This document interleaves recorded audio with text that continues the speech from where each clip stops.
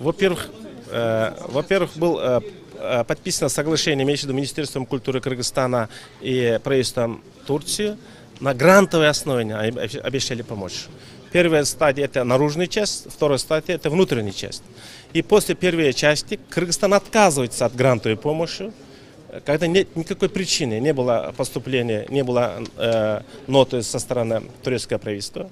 Это первое. Мы хотим выяснить, почему, кто принял решение отказаться от грантовой помощи. Я разговаривал с нашим послом Турции, он тоже удивляется, Ибрагим Юнусов говорит. Второй вопрос. На ремонт здания. На каком стадии принято решение? То есть, что необходимо отремонтировать? И почему без тендера на конкурсной основе первым подрядчиком является единая организация «Смотри».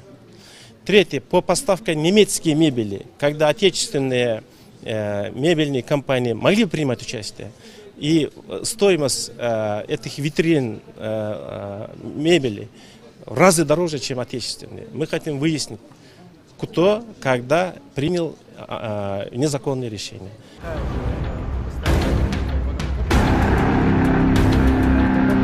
Тиги же бул мынча турат, андай турбаш керек деп сөзсүз түрдө эгерде бир шектер болсо, маселелер болсо, сөзсүз түрдө мунун баары изилденип чыгыш керек да. Изилденип ошол туура бир баа берилиш керек да.